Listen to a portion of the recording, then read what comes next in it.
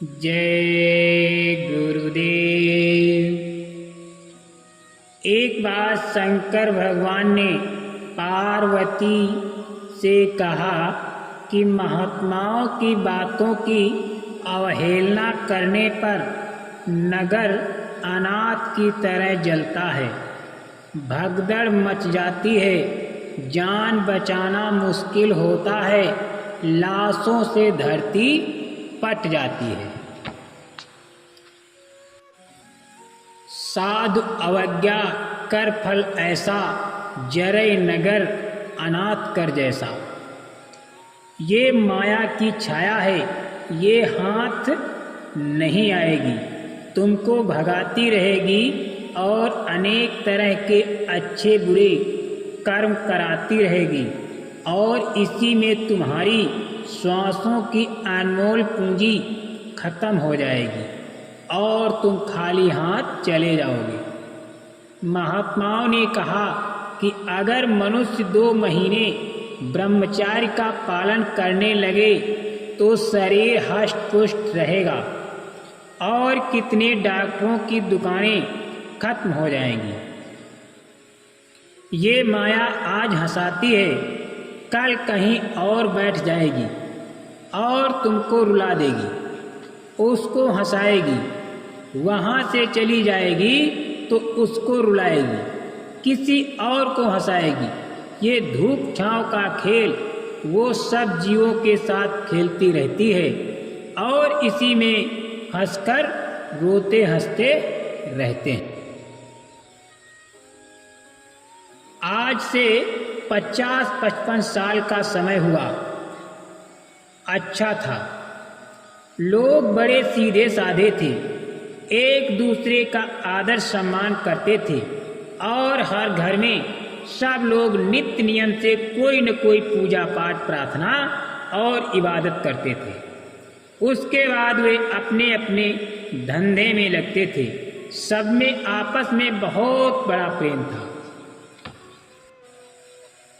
देवियां लक्ष्मी हैं, इन्हें सजाकर रखोगे, ये घर को स्वर्ग बना देंगी।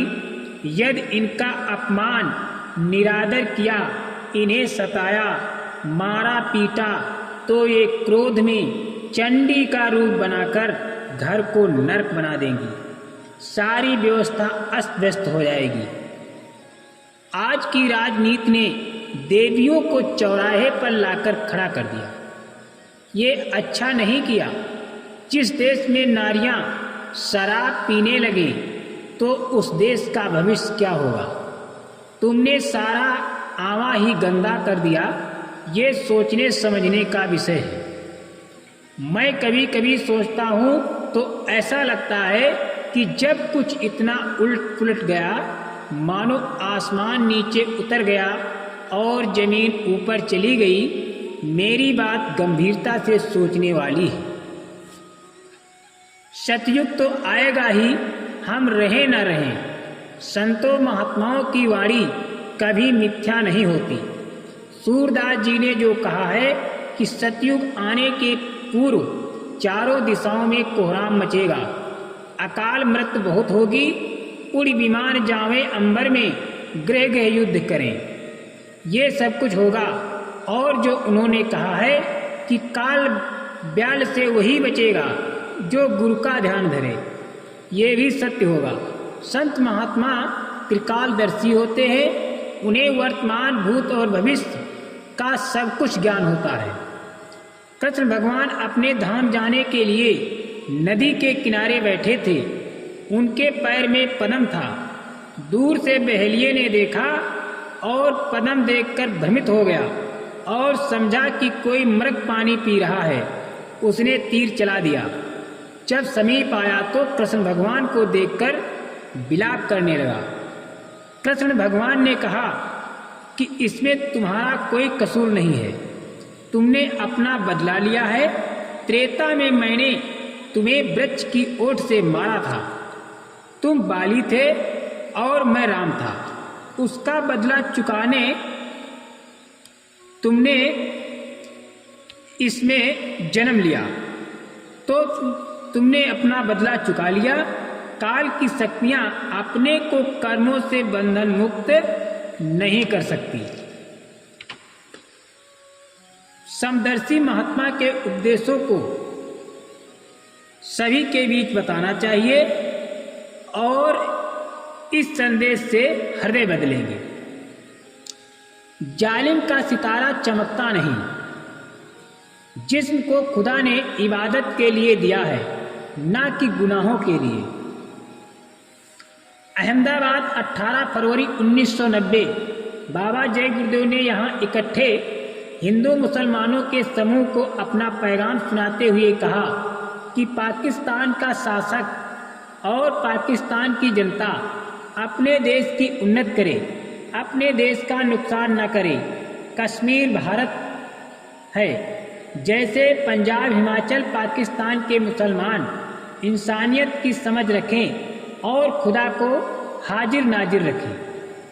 हिंदुस्तान के मुसलमान पाकिस्तान से बहुत ज़्यादा गिनती में हैं। जनगणना भी कराई जाए और जनमत संग्रह भी कराया जाए। हिंदुस्तान के मुसलमानों से पूछा जाए कि क्या आप भारत छोड़ना चाहोगे? भारत के मुसलमानों की ख्वाहिश जान ली जाए। पाकिस्तान से बहुत ज़्यादा मुसलमान हिंदुस्तान में जनगणना में आ जाएं तो लाहौर का हिस्सा पाकिस्तान के मुसलमानों को हिंदुस्तान के मुसलमानों को बाखुशी देना चाहिए। भारत में मुसलमान खेती कर रहे हैं, बड़े बड़े व्यापार कर रहे हैं और बड़े बड़े पदों पर भी मुसलमान हैं। छोटे छोटे कल कारखाने करके जाति मुसलमानों के अमून हैं। जानबूझकर समझे पाकिस्तान के शासक हिंदुस्तान के मुसलमानों पर हमला ना करें। हिंदुस्तान के मुसलमानों के कारोबार जो रोजी रोटी कमाते हैं, मस्जिदों में खुदा को भी याद करते हैं, ईमान व रहम को भी पाक साफ रखते हैं, ऐसा कोई काम ना करें, ये उनके लिए अच्छा होगा। हिंदुस्तान के हिंदू मुसलमानों को मिलजुल कर प्यार मोहब्बत से पाकिस्तान के शासक रहने दें। ये पाकिस्तान के आवाम की हिंदुस्तान के आवाम पर मेहरबानी होगी। दुनिया यंत्रों में आगे बहुत बढ़ चुकी है। विश्व की बड़ी शक्तियों को सब कुछ मालूम होता रहता है। पाकिस्तान के शासक हिंदुस्तान पर बदनामी की मोहर लगाएं तो पाकिस्तान के लोग इसमें यानी शिक्कत हो जाएंगे। ऐ पाकिस्तान के शासकों, जिस्म तो खुदा के इबादत के लिए दिया है, ना कि गुनाहों के लिए। खुदा की इबादत करो, औरों को भी इबादत करने दो।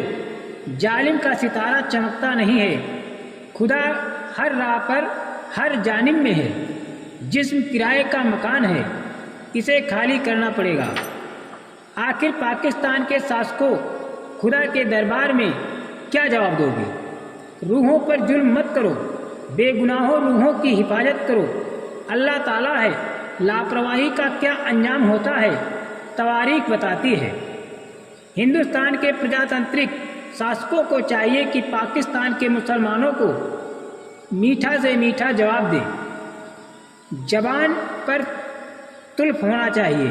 विश्व की सभी शक्तियों को निरंतर स्थिति से भारत को अवगत कराते रहना चाहिए। बाबा जय गुरुदेव जी महाराज ने 1990 में अहमदाबाद में सत्संग वचन के दौरान फरमाया था, जय गुरुदेव।